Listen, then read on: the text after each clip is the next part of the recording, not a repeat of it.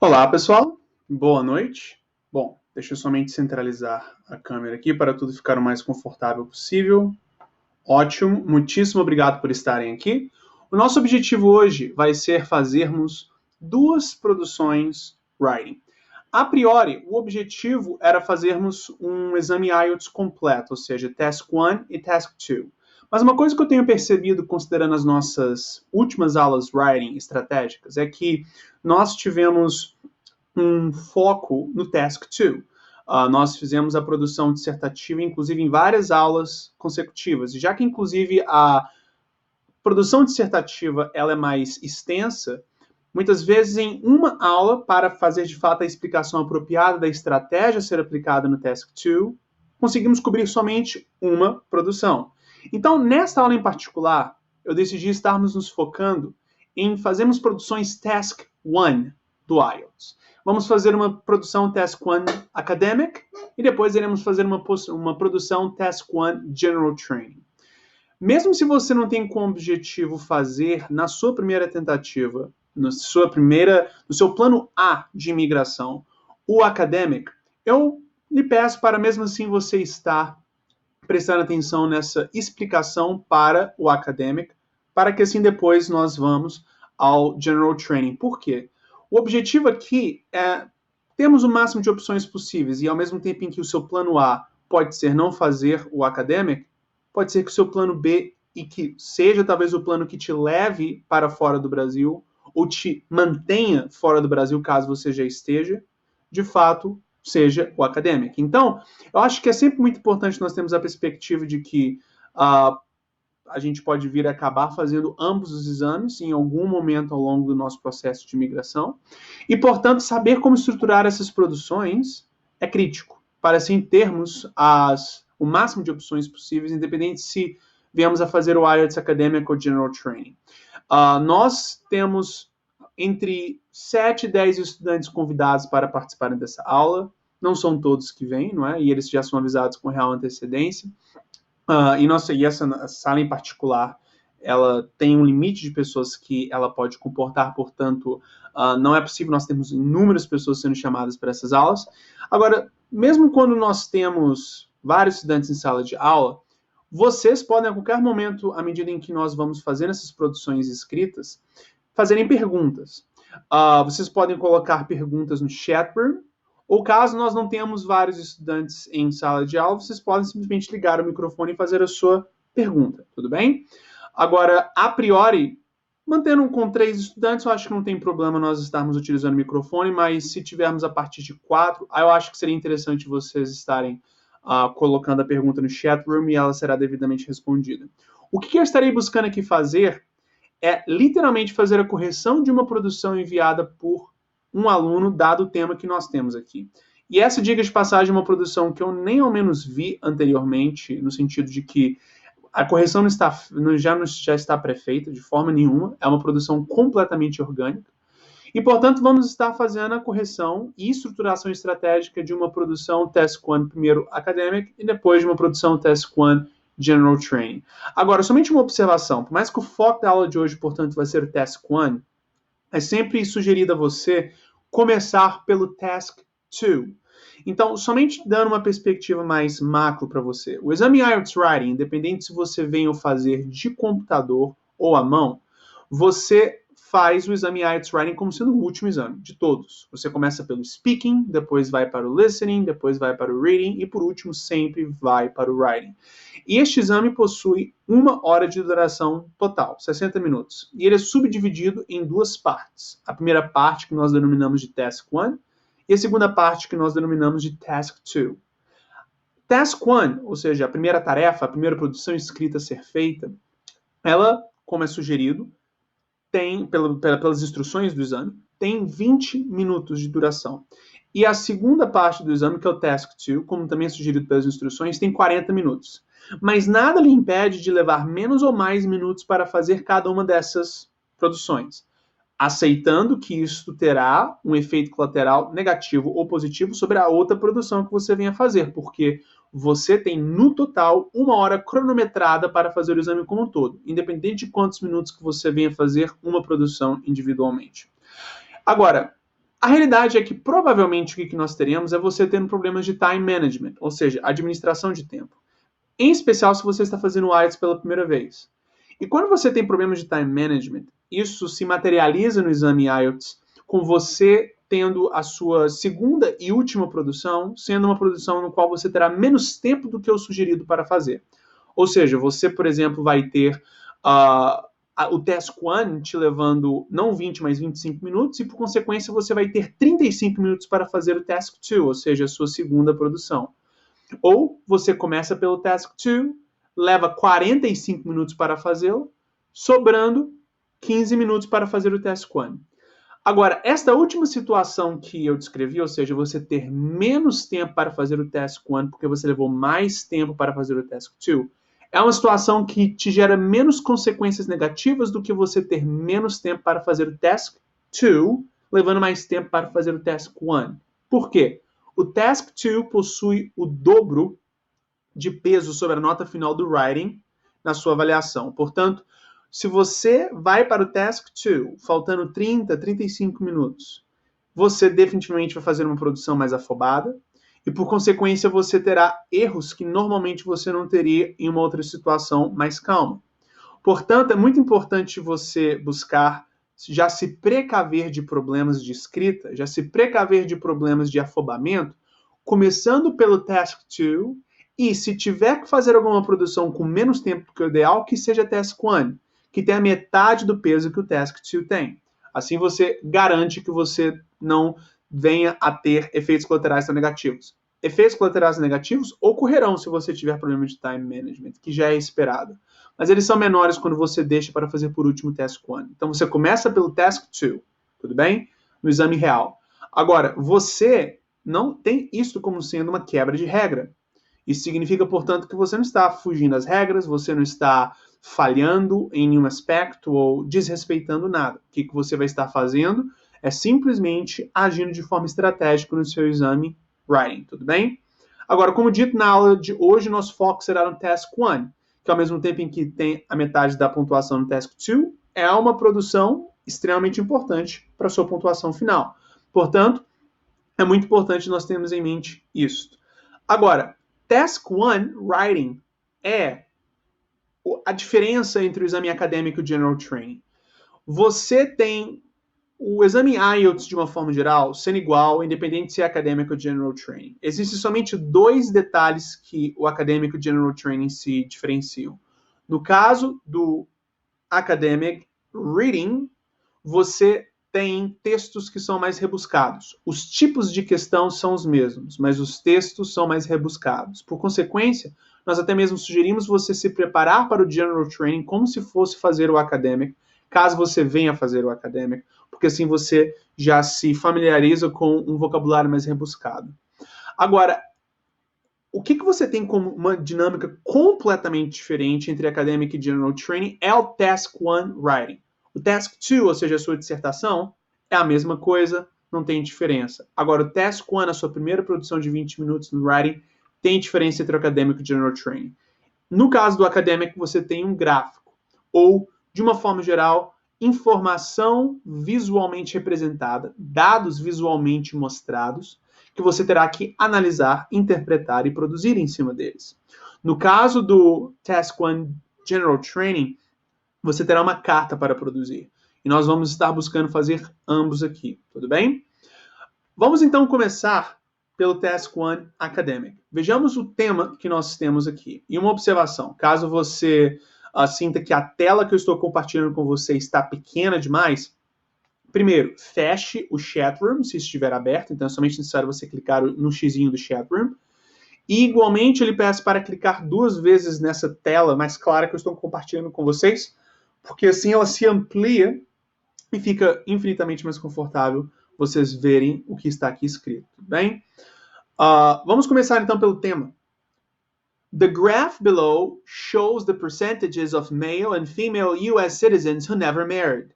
Ou seja, o gráfico abaixo mostra as porcentagens de homens e mulheres, cidadãos americanos, que nunca se casaram. Summarize the information by selecting and reporting the main features and make comparisons where relevant. Ou seja, faça um resumo das informações através da seleção e do reportar das principais atividades e faça comparações quando relevante. Ao mesmo tempo em que isso é uma questão que o IELTS instrui de uma forma bem genérica com relação ao que você tem que fazer nessa produção, aqui está sendo dito, selecting, reporting and comparing, não é? A essência de toda estratégia acadêmica é exatamente isto. Aplicar este selecting, esse reporting e esse comparing de uma forma organizada, racional e estruturada. E é isso que nós vamos estar buscando fazer. Além de você seguir essa estrutura idealmente pré-definida de uma produção Task 1 acadêmica, ter alta precisão gramatical e semântica é muito importante. Digo que até mesmo num contexto IELTS Writing de uma forma geral, mais importante do que estrutura. Porque é totalmente possível você ter uma nota relativamente sólida no IELTS, em especial se o seu alvo é buscar, por exemplo, um 6.0, um 6.5, um 5.5, não é? Ou vamos colocar, então, entre 5.5 e 6.5, que é a nota que a maior parte das pessoas estão buscando, de uma forma geral, para os seus processos de imigração. Mais importante num contexto como esse, quando você tem este alvo, a precisão gramatical e semântica do que até mesmo a estrutura. Agora, nada machuca se você tem uma estrutura sólida também. Isso vai somente corroborar com uma nota mais alta. Mas a alta precisão gramatical e semântica em qualquer contexto é crítica, tudo bem? E como é que mantemos uma produção com alta precisão gramatical e semântica, independente de qual contexto seja? Idealmente, mantendo uma produção que é simples por design. Às vezes as pessoas têm a perspectiva de que elas têm que seguir aquela mesma lógica do português, onde elas têm que utilizar palavras rebuscadas para ter, de fato, uma produção de alto nível.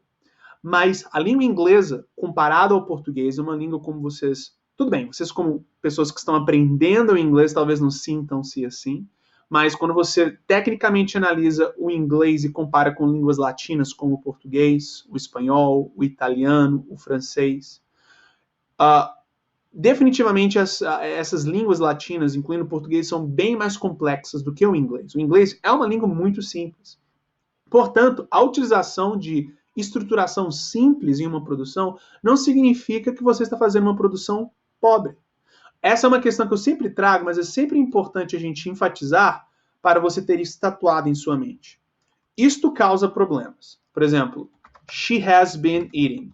Sim, isto causa problemas. Desculpe, deixa eu escrever novamente de forma errada, porque o she has been eating está escrito de forma correta aqui. Se você escreve she have been eating, isto causa você perder nota? Isso causa você ter uma nota menor? Sim. Agora, sabe o que faz você perder ainda mais notas? She eat, não é? Ou seja, a forma apropriada aqui é she eats, terceira pessoa do singular conjugado.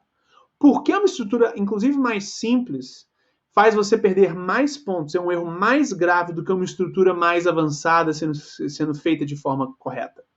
Porque essa estrutura mais simples é mais fundamental na comunicação prática do dia a dia em inglês, seja no contexto do cotidiano, seja num contexto acadêmico.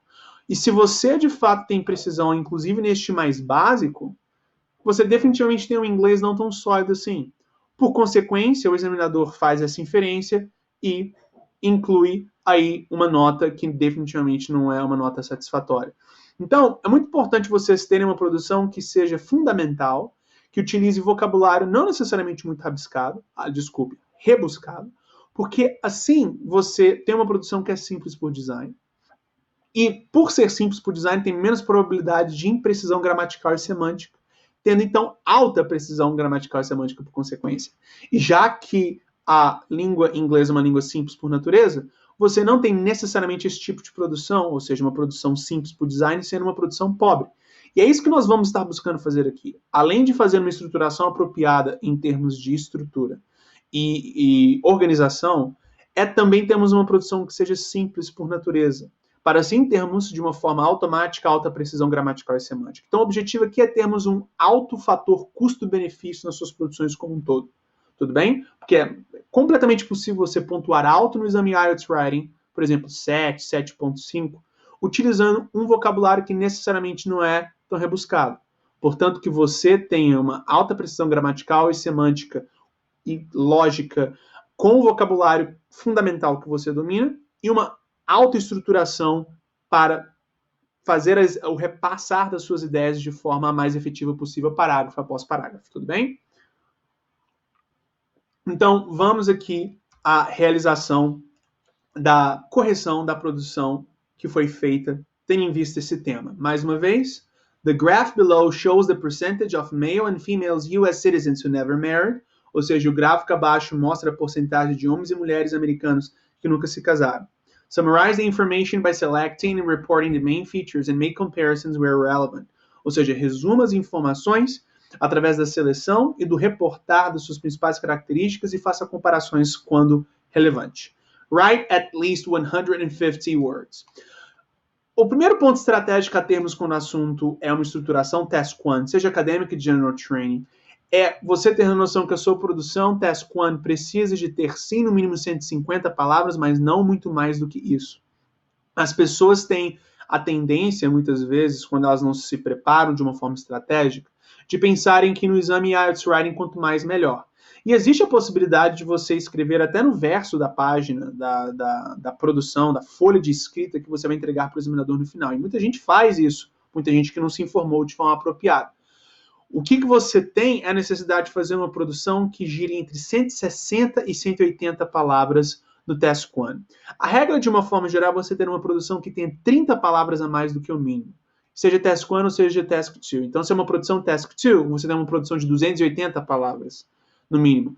Aliás, uma produção de 280 palavras, entre 260 e 280. Idealmente, 280. E no Task 1, entre 160 e 180. Idealmente, 180. Por quê? Porque se você tem uma produção que excede muito esse limite de 30 palavras além do mínimo, você definitivamente tem uma produção que muito frequentemente não será devidamente lida pelo examinador, porque eles têm centenas e centenas e centenas de produções para ler. É como se fossem aquelas pessoas que participam de bancas de concurso público, CESP, ou de vestibular, ou de Enem, enfim. São inúmeras produções que eles têm que corrigir, e no final das contas, eles buscam fazer esse processo ser o mais eficiente possível. E se a pessoa ela excede de forma excessiva este limite, nós somos informados de que, com muita frequência, uma boa parte dessa produção escrita de forma excessiva nem ao menos é lida. E a pessoa é julgada tomando como referência somente a produção que ela fez ali nas suas primeiras 180 palavras e pronto. Não é? Então é muito importante você buscar respeitar antes de tudo do seu tempo. Porque se você fazer uma produção gigantesca, você vai gastar mais tempo, ou se não gastar mais tempo, vai fazer uma produção com menos precisão gramatical e semântica, que é o mais importante, porque você vai ter que, no mesmo tempo, produzir mais. E, portanto, isso vai causar maior imprecisão.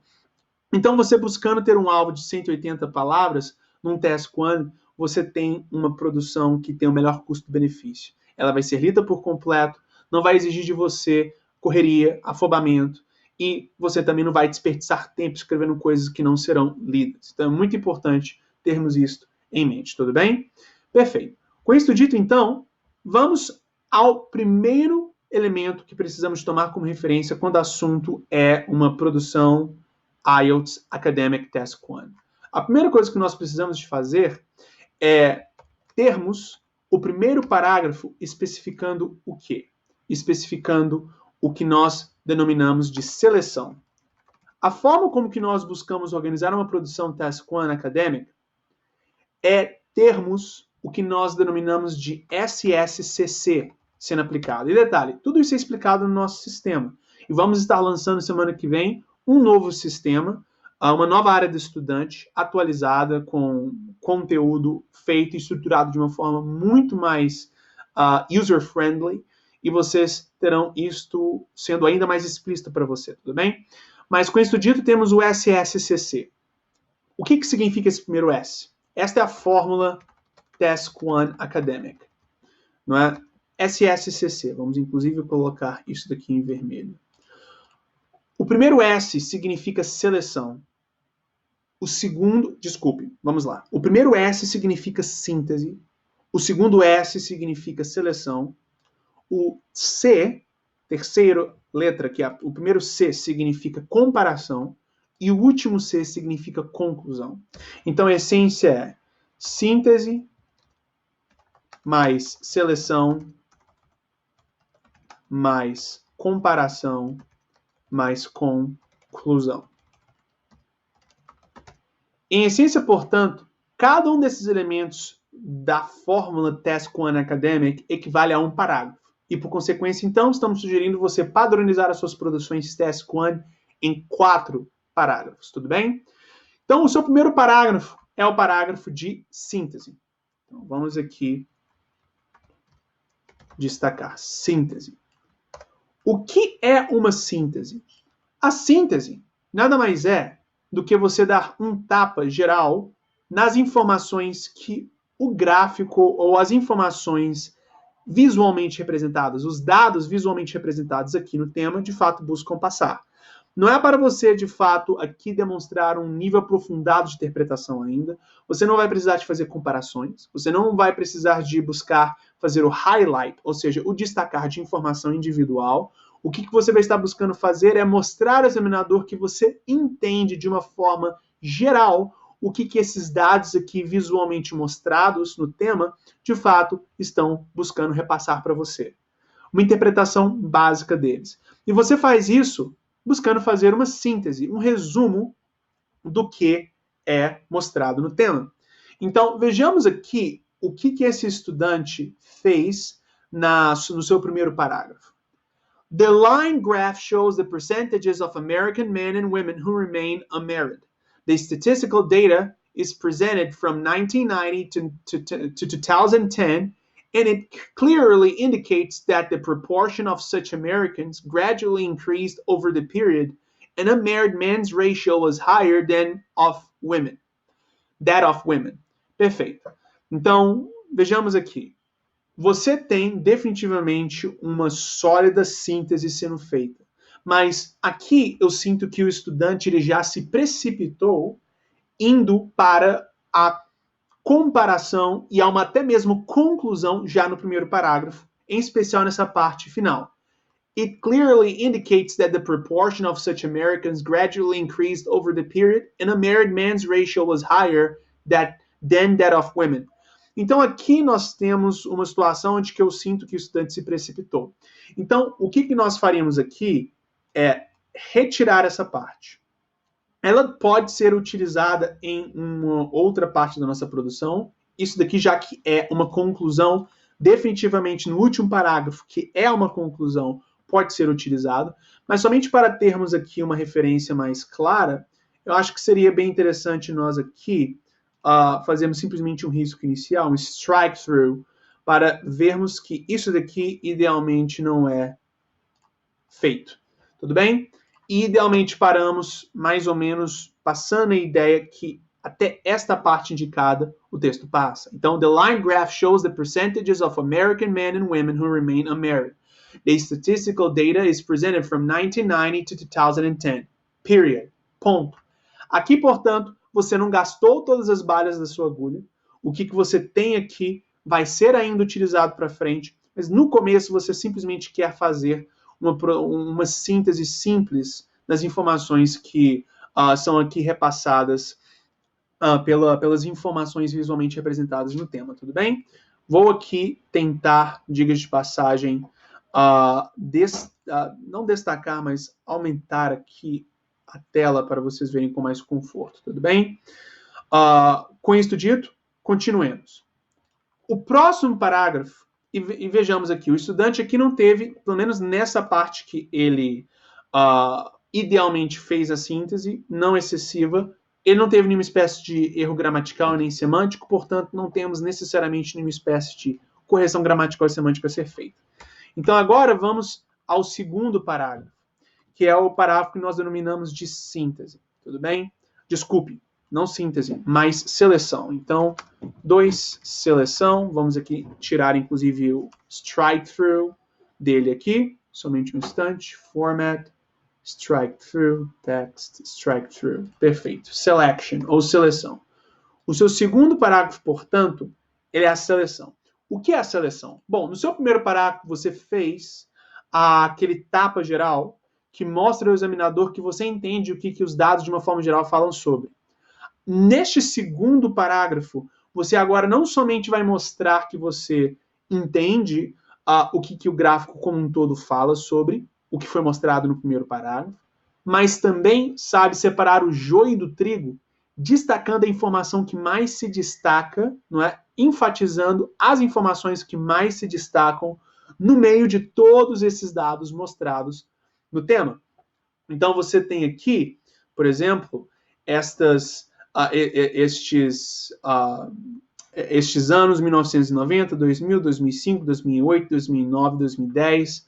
Você tem o azul sendo male e o laranja sendo female. E o que você tem aqui é a necessidade de identificar tendências e, às vezes, contrastes. O que seria uma tendência? É a tendência geral dos dados. Ou seja, qual é a ideia geral que eles estão repassando? Neste caso aqui é bem óbvio. Você teve simplesmente um aumento proporcional ocorrendo um ano após o outro. Aliás, a cada 3 anos. Quando você tem um gráfico que tem diferenças, por exemplo, você tem um aumento, mas depois de um determinado ano você tem uma queda, e depois sobe de novo, você também precisa de destacar isso. Mas o mais importante é você não ignorar nem a tendência e nem os pontos que fogem da curva, nem os pontos que fogem do normal, porque assim você faz uma análise 360. Aqui, ao mesmo tempo em que você tem um aumento gradual ocorrendo, se você for bem atento, você percebe que neste ano aqui, entre 2009 e 2010, você teve um leve aumento maior do que o que normalmente estava acontecendo entre os anos. Inclusive, se você for reparar, o ano de 2008 e 2009, a proporção entre homem e mulher que não eram casados se manteve praticamente a mesma. Então, você precisa ter este olho atento a esses detalhes, porque você pode simplesmente falar que a cada um desses anos que foram pesquisados, simplesmente houve aumento, mas não. Veja que no ano de 2008 e no ano de 2009, o gráfico está exatamente igual. Então você vê a tendência e você precisa destacar a tendência, mas você tem que ter o olho bem atento para perceber que, às vezes, em determinados anos, a coisa fugiu da tendência e se manteve, como aqui é mostrado, estável. E aí, entre o ano de 2009 e 2010, você teve um grande salto, novamente voltando a crescer, e diga de passagem, esse crescimento foi maior do que os crescimentos entre os anos onde que houve crescimento. Por exemplo, entre a década de 1990 para 2010, você teve um aumento e ele foi aqui relativamente pouco, mas houve. Entre 2000 e 2005, você percebe que também houve um aumento, mas relativamente pouco. Entre 2005 e 2008, houve também um aumento, um pouquinho. Entre 2008 e 2009, houve uma estabilização, como você pode ver. E entre 2009 e 2010, houve também um aumento, mas este aumento foi maior, que é visualmente claro no gráfico, ele foi maior do que os anos onde que houveram crescimento anteriores. Então, é muito importante você estar atento às tendências e ao que se diferencia, porque assim você separa o joio do trigo e destaca a informação que mais importa neste segundo parágrafo, que é o parágrafo de seleção, como dito. Então vejamos aqui o que o estudante trouxe quando o assunto é a sua análise no segundo parágrafo. According to the illustration, more than 1/4 adult males and 1/5 females were unmarried in 1990. Então vejamos, according to the illustration, more than 1/4 adult males. Vejamos, more than 1/4 adult males é definitivamente errado aqui num ponto de vista gramatical e semântico. Nós precisamos de fazer uma correção. Então você não fala more than 1/4 adult males. Você poderia falar more than one quarter of the adult males, ou seja, mais do que 1/4 dos adultos homens, né, ou dos homens adultos, and 1/5 females were married. Então precisamos de adicionar conectores aqui para fazer essa sentença ser gramaticalmente correta. Então, according to the illustration, more than 1/4 of adult males and 1/5 of female or 1/5 of females were unmarried in 1990. Então, vamos aqui adicionar o of, que é necessário em ambos os casos. Tudo bem? This proportion slightly increased in the next decade when more than 25% male and 21% female were unmarried. Novamente, precisamos aqui de adicionar o of. More than 25% of males, porque a palavra male, utilizada para ser indicado, a palavra male que é utilizada para indicar gênero, ela é contável. Ela, inclusive, é um sinônimo para homens ou mulheres. Então, se você quer falar homens, inclusive de uma forma mais formal, uma opção é você falar males, não somente men. E, igualmente, mulheres. Uma opção é você falar females ao invés de women. Essa é definitivamente uma opção. Mas essas mesmas palavras podem ser utilizadas no singular para se referir ao gênero masculino ou ao gênero feminino. Então, você tem o male e female sendo utilizado para se referir a masculino de uma forma geral e feminino de uma forma geral. E quando você utiliza o male e o female no singular ou no plural, ou seja, contável e incontável, você toma como referência o contexto. E aqui, nessa parte em particular, definitivamente quando você fala 25%, não é? Se você mantesse este 25% do male, o que você estaria falando era 25% do masculino. Isso mesmo em português é errado. Então, melhor é 25% dos homens. Então, 25% of, aí você poderia falar man, mas vamos manter aqui o mais próximo possível que o estudante quis expressar originalmente. Então, falamos simplesmente males. More than 25% of males and 21% of females were unmarried. Ou seja, 25% dos homens e 21% das mulheres não eram casados. Não é? Isto quando... Opa, somente corrigindo aqui, pois eu coloquei este fundo aqui, mas é desnecessário. Isto quando... This proportion is slightly increased in the next decade, ou seja, na primeira década. Então, ele aqui nessa parte inicial está destacando o que aconteceu entre 1990 e 2000. Então, está abrangendo toda a década. Continuamos. The proportion of the single men and women in next 5 years rose at a higher pace than that of the last decade. Então, the proportion of the single men and women, então a proporção desses homens e mulheres solteiros in the next 5 years rose at a higher pace than that of the last decade. Perfeito.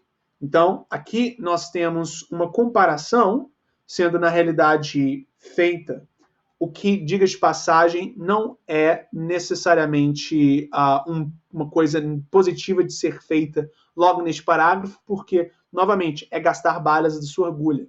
O que é sugerido é você deixar essa parte de comparação, para o próximo parágrafo. Ou seja, a comparação, lembre-se, SSCC, síntese, seleção, comparação e conclusão, sendo então a comparação o terceiro parágrafo.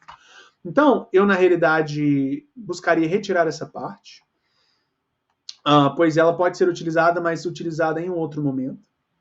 Não, vamos tentar seguir de uma forma muito bem estruturada, não nos afobando, acelerando o processo, porque o nosso objetivo é termos uma produção que é plena em todos os instantes. Não é ter uma parte que fala sobre tudo e depois partes futuras simplesmente ficam chovendo no molhado, simplesmente para ganharmos mais palavras. Isso é encher linguiça e isso naturalmente te faz perder pontos. Então, 25% of males and 21% of females were unmarried. Afterwards, the unmarried population in the USA surged more rapidly. Between 2008 and 2010, the ratio significantly increased compared to the previous growth from 1990 to 2005. In just 2 years after 2008, around 30% U.S. males remained unmarried, while the proportion of unmarried females was slightly less than that, roughly 24%. Então, o que nós temos aqui? Um estudante que, de certa forma, na metade, o corpo da sua produção foi todo uma comparação. Ele não necessariamente primeiro buscou fazer uma seleção dos elementos que mais se destacam para depois compará-los. Ele simplesmente fez uma comparação, ser o corpo da sua análise, e depois foi para a conclusão. E eu acho que isso necessariamente não seria interessante. Então, o que eu vou estar buscando fazer é esta parte, inclusive, que eu risquei, depois eu vou voltar com ela, porque esta parte aqui vai ser toda utilizada, mas para o terceiro parágrafo, não o segundo. Então, vamos aqui continuar produzindo e continuar com o processo de seleção em si, que precisa ser distinto do processo de comparação. Então, vejamos. According to the illustration, more than 1/4 of adult males and 1/5 of females were unmarried in 1990. This proportion slightly increased in the next decade when more than 25% of males and 21% of females were unmarried. Então, você definitivamente tem aqui esta mecânica, onde que então foi abrangindo toda a década de 2000. Aí você teve o ano de 2005, o ano de 2008, o ano de 2009. Eu acho que é interessante, nessa ainda parte da comparação, nessa parte de seleção, destacarmos que o ano de 2008 e 2009 não houve muitas diferenças, como foi analisado por nós anteriormente. Então, o que você pode falar é the numbers kept increasing in a controlled manner. Os números continuaram crescendo de uma forma controlada, não é? Until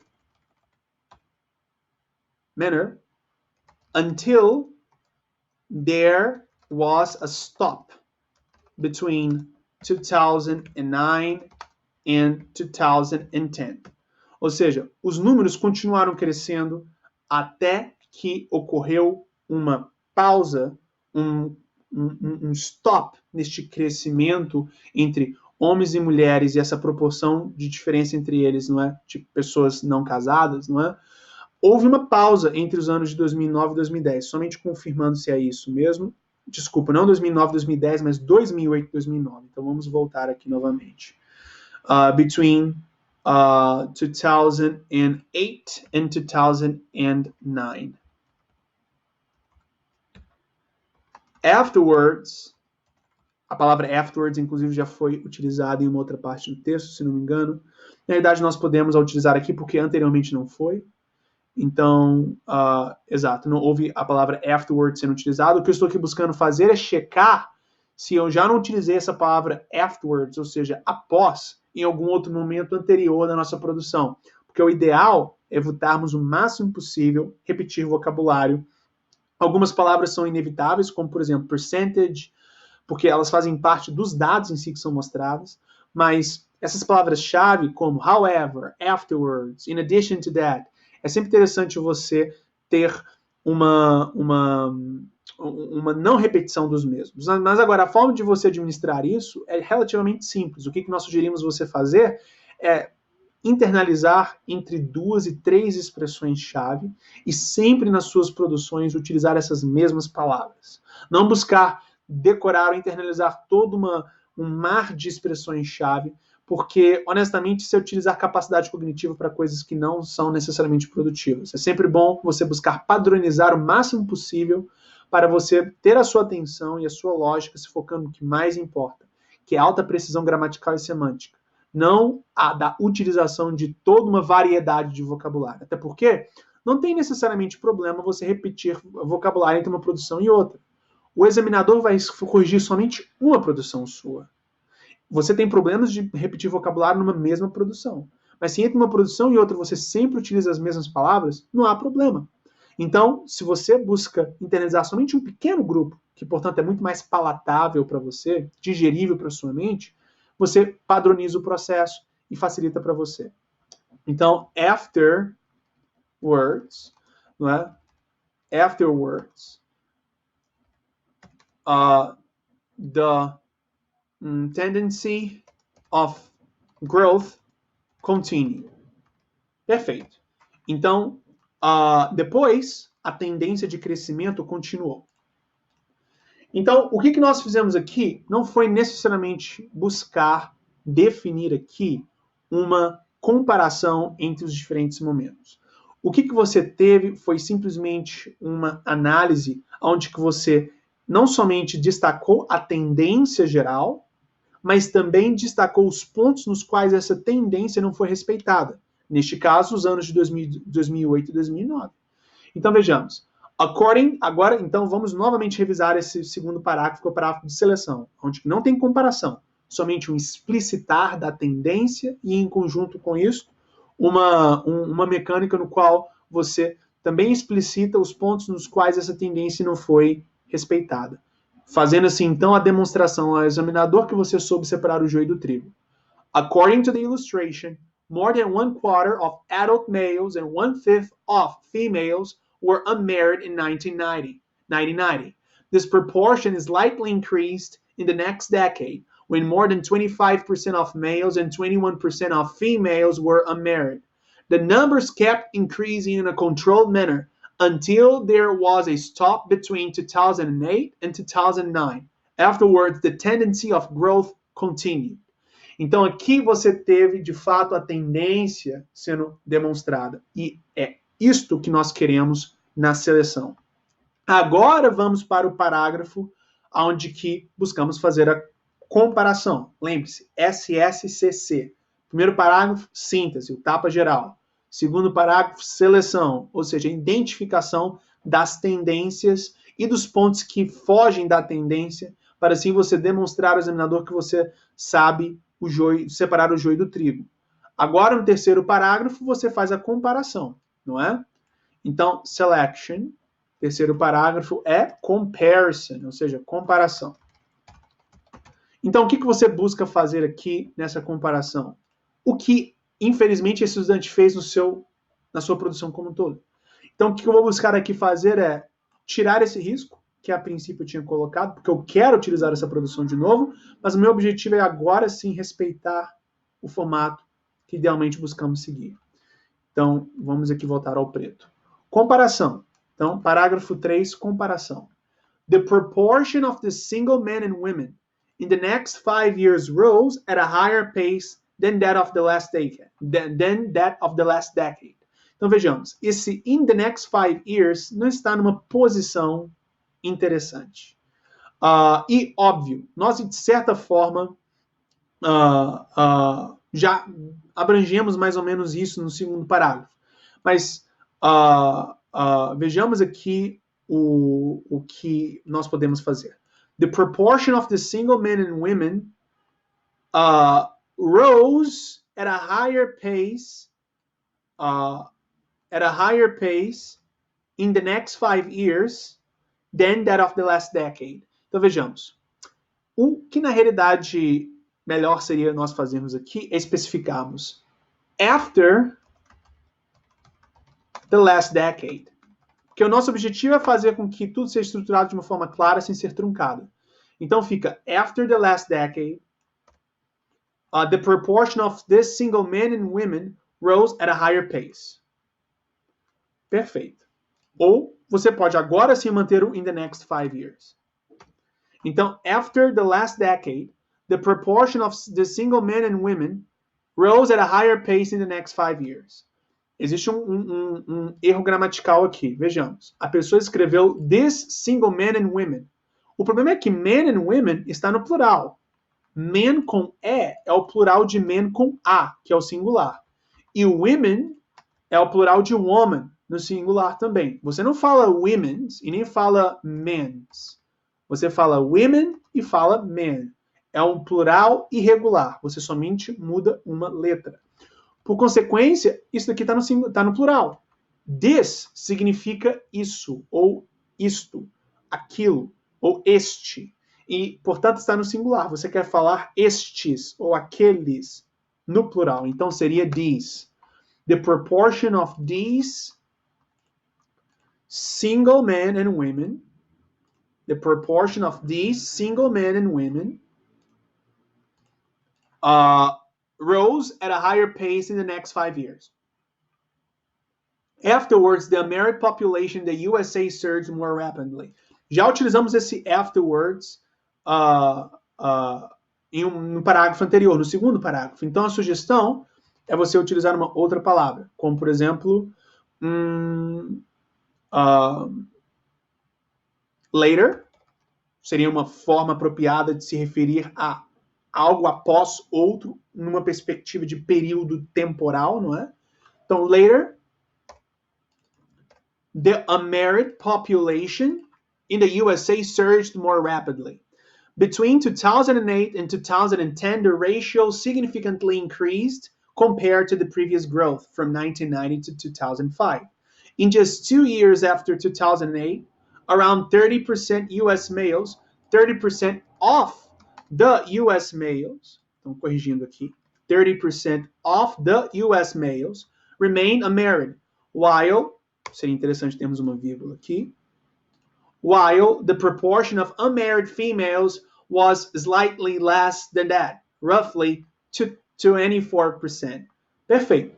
Então aqui nós temos um parágrafo onde que você tem todas as comparações necessárias sendo encapsuladas, demonstrando, portanto, aqui que você não agora soube somente separar o joio do trigo, que foi o que você fez na seleção, mas também você é capaz de especificar a relação entre esses elementos, os cruzando. Isto é literalmente fazer o cruzamento de dados, demonstrando um nível o mais superior possível na sua habilidade de análise de dados de uma forma geral. Então, no primeiro parágrafo, você tentou fazer uma análise superficial. No segundo parágrafo, você buscou fazer uma identificação de tendências. E no terceiro parágrafo, você buscou fazer uma comparação. Essa comparação é do que com que? É a comparação entre a tendência e os momentos onde que essa tendência se modificou. Então, é muito importante nós estarmos tendo esta comparação encapsulada neste terceiro parágrafo. Tudo bem? Agora, vamos ao último parágrafo. O último parágrafo é o parágrafo conclusivo, não é? É a quarta letra do acronym SSCC, sendo então, portanto, a conclusão.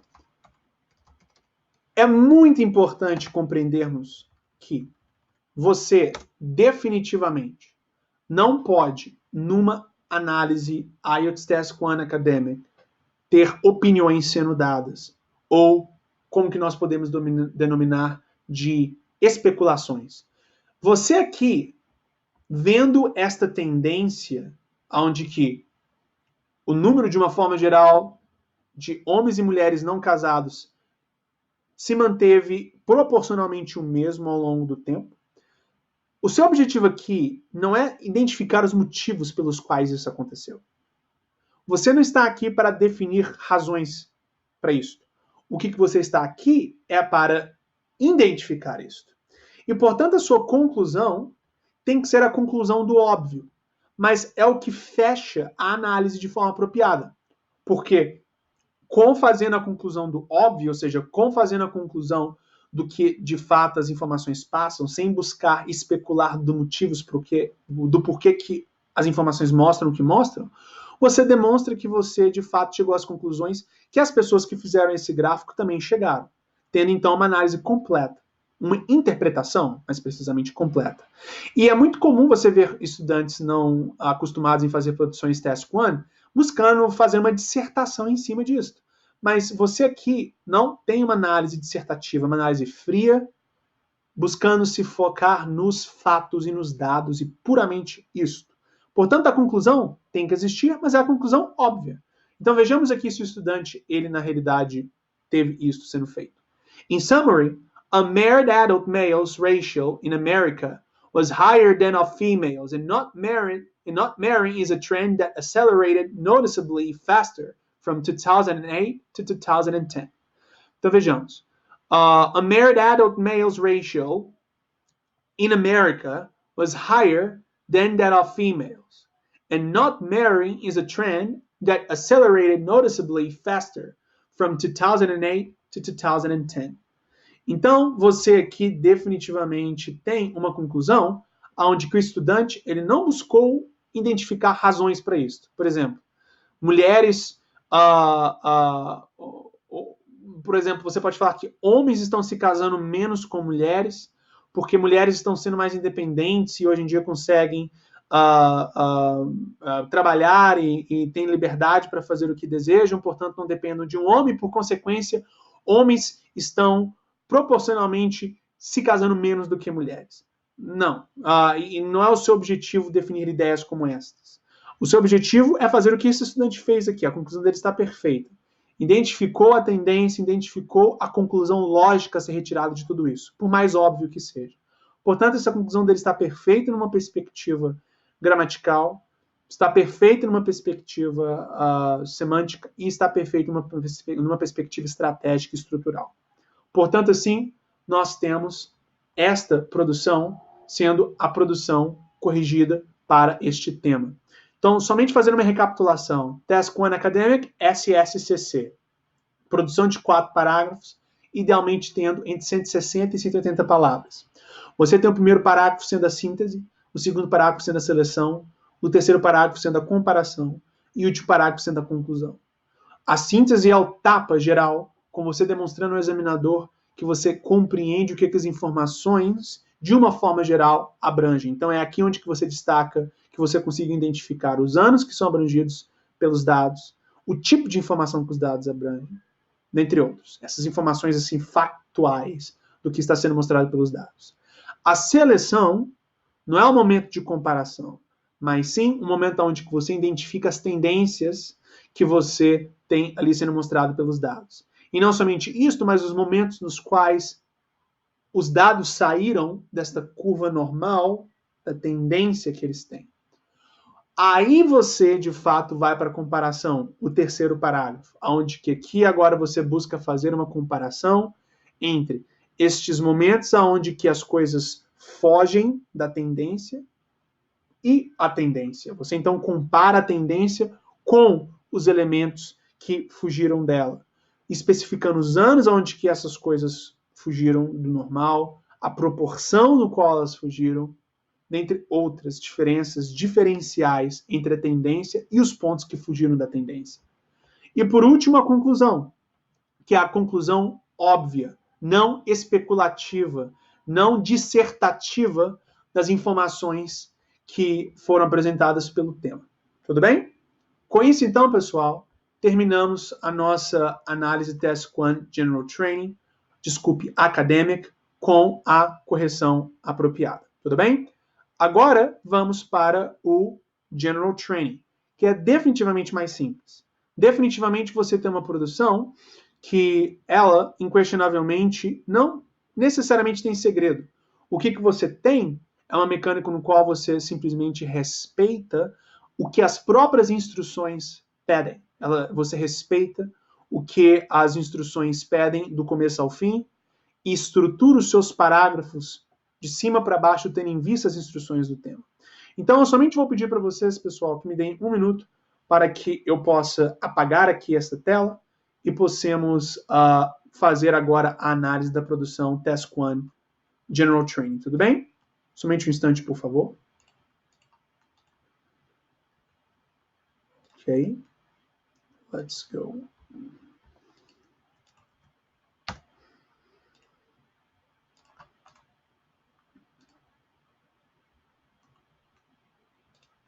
Task 1 Academic.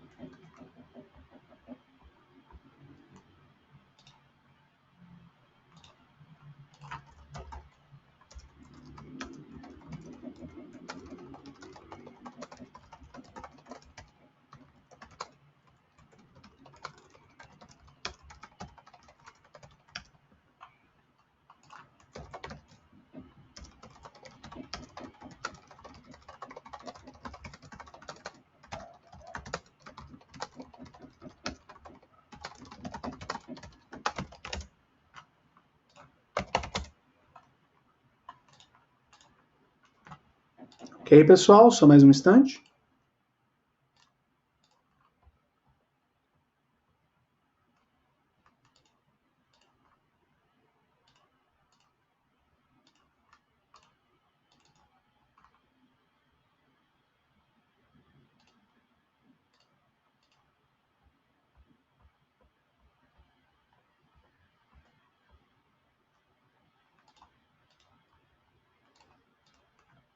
Ok, pessoal, voltando aqui com a câmera. Agora vamos trabalhar com o General Training, Task 1. Mais simples, menos estratégia envolvida, mas tem o mesmo peso na nota final do que o Task 1 acadêmico quando você está fazendo o General Training. Portanto, é muito importante nós estarmos também tendo noção de como estruturar, mas é bem mais natural, tudo bem? Vejamos aqui o tema. You work for an international company and would like to spend 6 months working in its head office in another country. Write a letter to your manager. In your letter, explain why you want to work in the company's head office for 6 months. Say how your work could be done while you're away, and ask for his or her help in arranging it. Write at least 150 words. Então aqui você tem uma realidade onde que você trabalha numa empresa internacional e gostaria de passar 6 meses trabalhando em uma filial, ou no head office, que no caso seria não uma filial, mas o headquarters, não é? Ou seja, a sede no outro país. E você precisa de escrever uma carta para o seu chefe, o seu manager ou o seu gerente. Na sua carta, você precisa especificar 3 coisas. Explicar o porquê que você quer trabalhar na sede da empresa por 6 meses, explicar como que o seu trabalho pode ser feito na filial onde você está, enquanto você está na sede, e mas pedir ajuda, solicitar ajuda para que o seu manager, o seu gerente, administre essa situação para você, ou seja, de fato faça este seu desejo acontecer. O que você tem aqui, em termos de estrutura, é o que você vai ver em qualquer Task 1 General Training. No Task 1 Academic, você pode ter vários tipos de gráfico, vários tipos de tabela, vários tipos de informação e dados visualmente apresentados. Agora, em termos de Task 1 General Training, o que muda é somente o tema. O que muda é o tema. A estruturação do que é repassado por você em termos de informação neste tema é sempre exatamente a mesma coisa, e você faz a estruturação da sua produção respeitando esta sequência que aqui é mostrada. Então você tem primeiro a essência do tema mostrado, e depois você tem esses 3 pontos. Você então basicamente vai buscar fazer uma produção que tenha esta essência do tema sendo respeitada e, por consequência, também tenha cada um desses 3 pontos sendo respeitados. Então, o que você busca fazer para fazer uma produção Task 1 General Training apropriada? Bom, a primeira coisa que você busca fazer é fazer o greeting, ou seja, como em qualquer outra carta, fazer a saudação, para você ter, então, o processo de comunicação via carta sendo feito de forma apropriada. Deixando bem claro que você que então está escrevendo uma carta, não um e-mail. É muito frequente nós recebemos IELTS assignments, writing assignments, sendo escritos como se fossem e-mails, ou até mesmo mensagem de WhatsApp. Isso é completamente errado. Você escreve, produz a sua produção como se fosse uma carta mesmo, aquela carta clássica feita à mão. Você então precisa de ter uma saudação no começo, a carta em si e uma despedida. Tudo bem? Agora, existe um ponto importante para você considerar antes de você começar a escrever a sua primeira letra, que é a definição do tom da carta. Porque se você desrespeitar o tom que o examinador, que o exame em si espera você ter, você perde pontos. O que então é o tom? Você tem uma carta que pode ser formal ou informal. Então, este tom é isto, a formalidade ou a informalidade que você vai utilizar na sua escrita.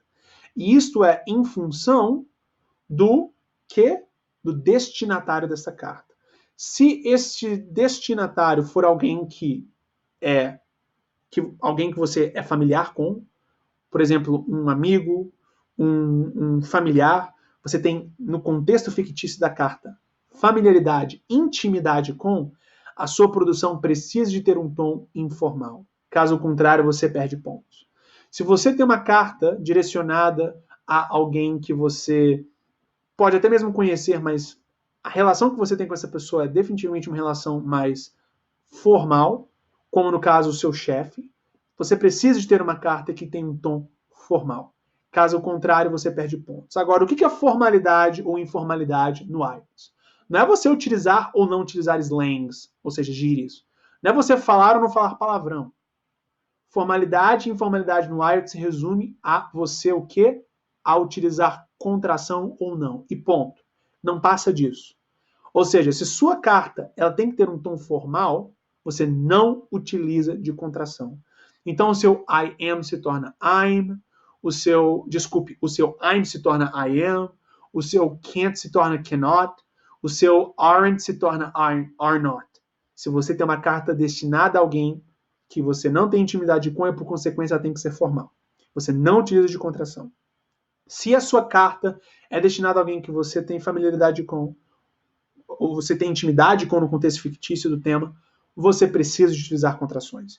Então, o seu I am se torna I'm, o seu are not se torna aren't, e o seu cannot se torna can't. Tudo bem? Caso contrário, você também perde pontos. Então, é muito importante você, tomando como referência o destinatário da carta, definir o tom e, portanto, utilizar ou não de contração. Palavrão, palavra chula, gíria, não é utilizado em nenhuma circunstância. E uma observação importante sobre o Task 2 IELTS Writing. Você não pode utilizar contrações na sua redação Task 2, no seu essay, ou seja, na sua dissertação. A sua dissertação, Task 2, ou seja, a produção de 40 minutos, 250 palavras no mínimo, seja ela acadêmica ou general training, é a mesma coisa. Você não utiliza de contração. É no Task 1 que você tem que ficar atento e, dependendo do tema, utilizar de contração, tudo bem? Este aqui é um tema que envolve um tom mais formal, porque você está falando com o seu manager e, por consequência, automaticamente nós inferimos que você tem que não utilizar contração. Tem que ser tudo não contraído, tudo bem?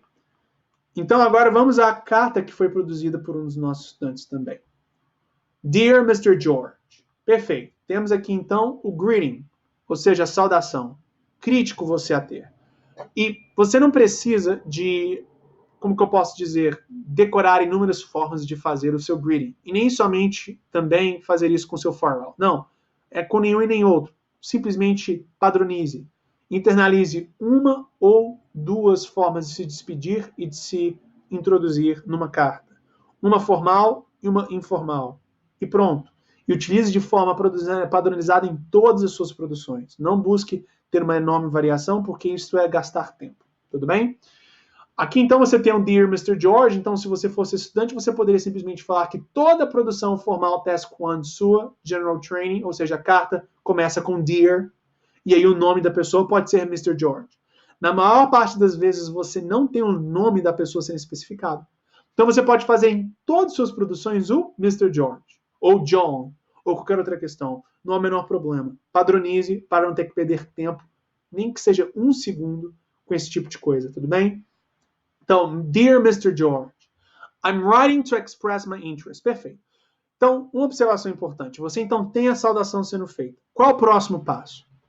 O próximo passo, então vamos primeiro aqui quebrar como nós fizemos com o acadêmico. O primeiro é a saudação. Inclusive, deixa eu iluminar isso daqui e deixar com a mesma fonte que estávamos no acadêmico para ficar mais fácil vocês visualizarem. Somente um instante. Vou aqui com New 18. Ok, tudo preto. Ok. Então, a primeira parte da sua carta é a saudação padronizada. Padronizada. Saudação padronizada. Vermelho. Aqui. Então, é o Dear Mr. George. A segunda parte da sua carta é o quê? O parágrafo contextualizador. O parágrafo contextualizador é o parágrafo que te permite é o parágrafo que te permite contextualizar o examinador do que a sua carta é sobre. O leitor do que a sua carta é sobre. Porque você não vai simplesmente começar a pedir coisas para o seu manager. Você precisa de contextualizar o seu pedido. Então, aqui neste segundo parágrafo, nessa segunda parte, precisamos de, antes de irmos para estes pontos, especificarmos o que a nossa carta é sobre, qual é o nosso objetivo. Então, vejamos aqui. I'm writing to express my interest in working at our company headquarters in the United Kingdom for a few months to further enhance my skills and get exposure to the global market trends of our products so that I can better contribute to my company and carry out my responsibilities more efficiently. Então vejamos aqui, o que a pessoa fez neste primeiro parágrafo foi simplesmente contextualizar, mas igualmente identificar o porquê que ela quer fazer isso. E eu acho que isso poderia ser quebrado. Como vocês podem mesmo ver, tem simplesmente um tanto de ideias sendo expressadas em sequência e está aparecendo informação demais sendo dada logo no começo. Não está bem quebrada e separada as ideias. Então vamos tentar quebrar este primeiro parágrafo em dois. I'm writing to express my interest in working at our company headquarters in the United Kingdom for a few months. Perfeito. Este é o parágrafo contextualizador. Com isto, o leitor da carta já sabe sobre qual é a sua intenção com a escrita dessa carta. Agora, você vai para os próximos parágrafos. E o que são esses próximos parágrafos? Nada mais são do que cada um desses pontos. Então, você faz um parágrafo com um ponto, um parágrafo com outro ponto e um outro parágrafo com outro ponto. E depois, a saudação, desculpe, o farewell, ou a despedida padronizada também. Então, vamos ver aqui. 3. A terceira parte da sua carta é o primeiro ponto.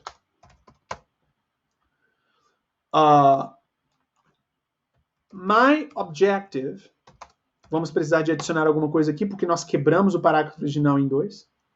My objective is to enhance, ou seja, o meu objetivo é melhorar my skills. Objective is to enhance my skills and get exposure to the global market trends of our products so that I can better contribute to my company and carry out my responsibilities more efficiently. Perfeito. Veja como até mesmo o texto soa melhor assim.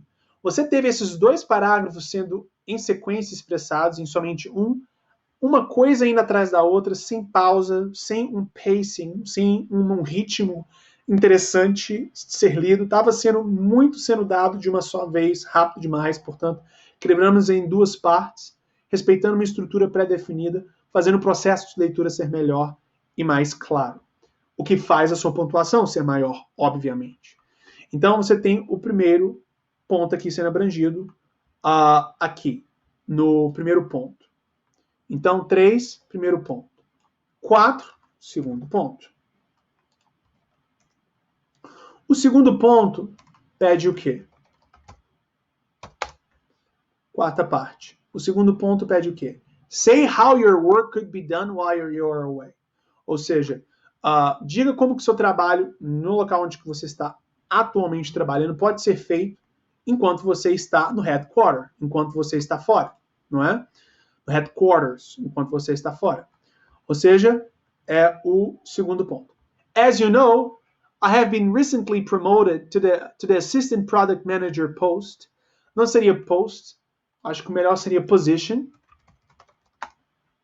Ou seja, eu fui recentemente promovido a posição de Assistant Product Manager. Ou seja, a posição de assistente do gerente de produto. Position.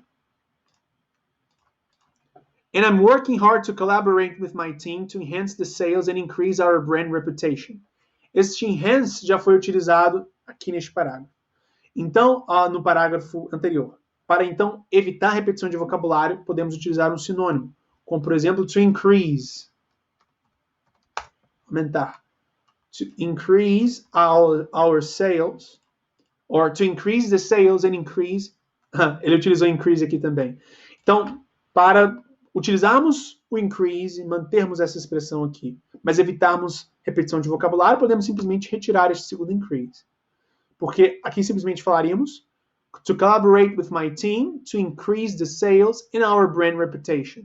O increase aqui pode ser utilizado tanto para se referir ao sales quanto para se referir ao reputation, tudo bem? Então, to increase the sales and our brand reputation.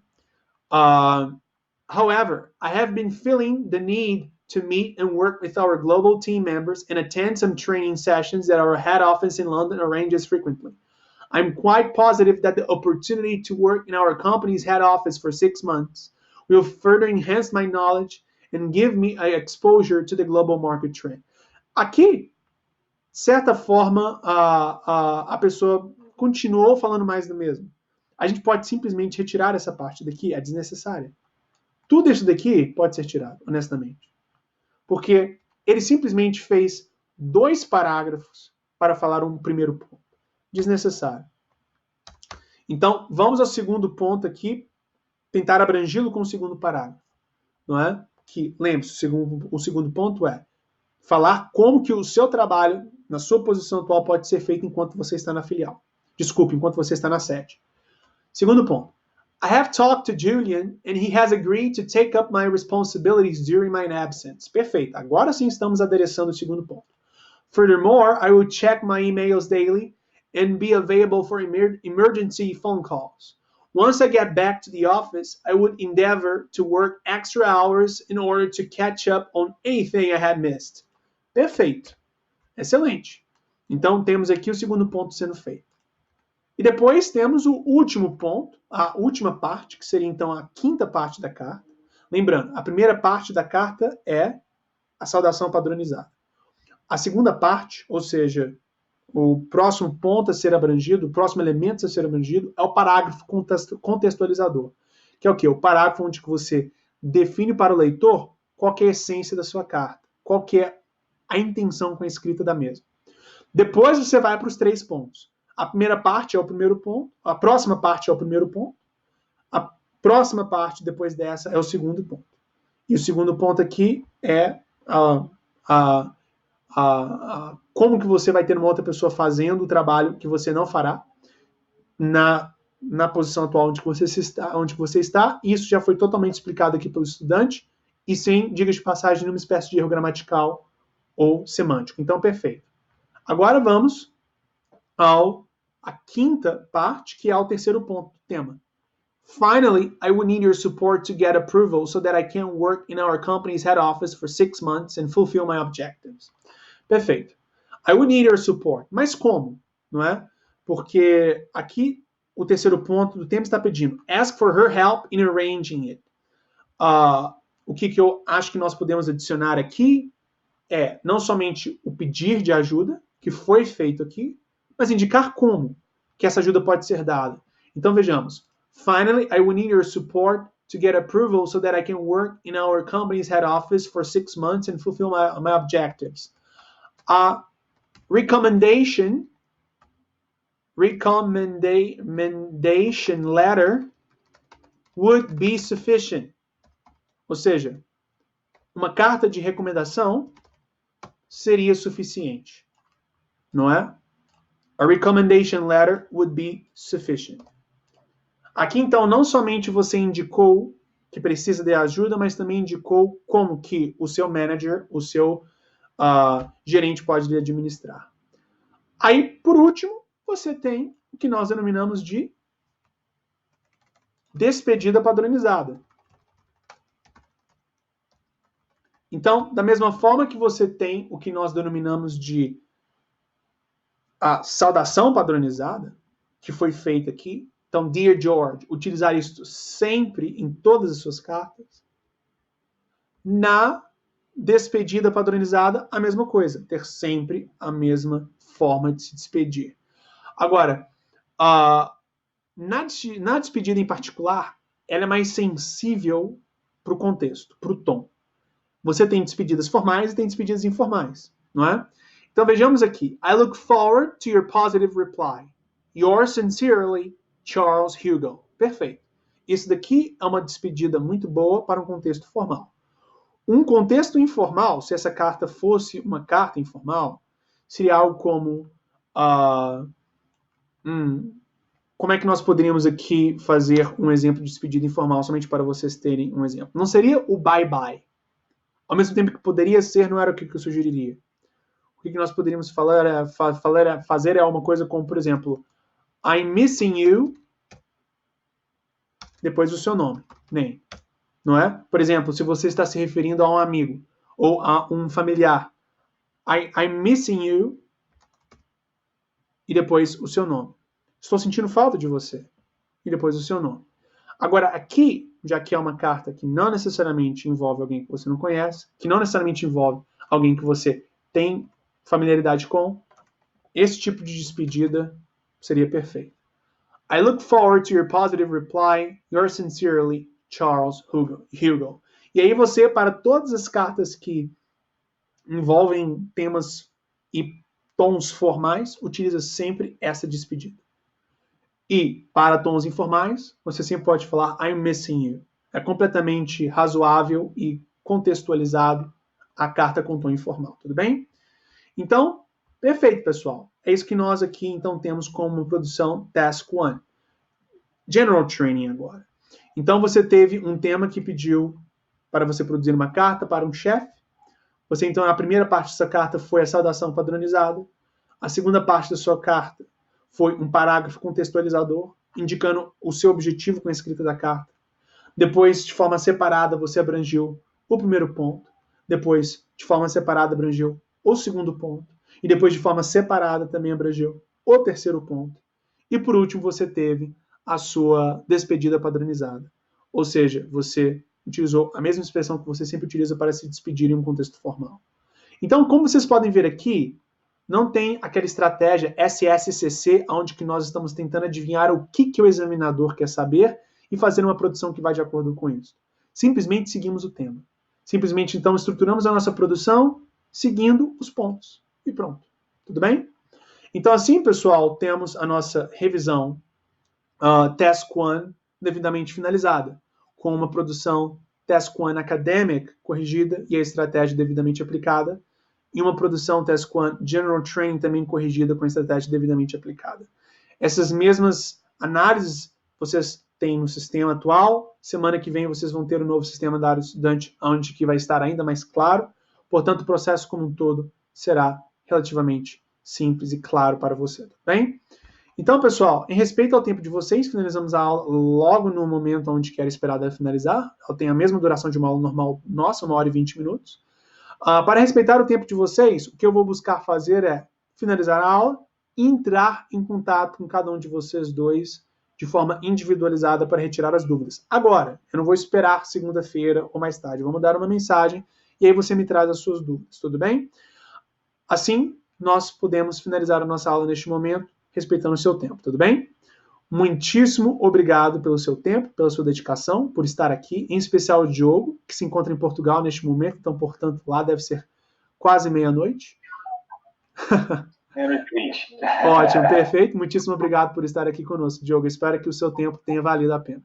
Eu vou estar entrando em contato com você e com a Rayane, agora via mensagem, via WhatsApp, para que qualquer dúvida seja devidamente esclarecida, tudo bem? Tenham todos uma excelente noite, fiquem com Deus e um ótimo final de semana. Bye, bye.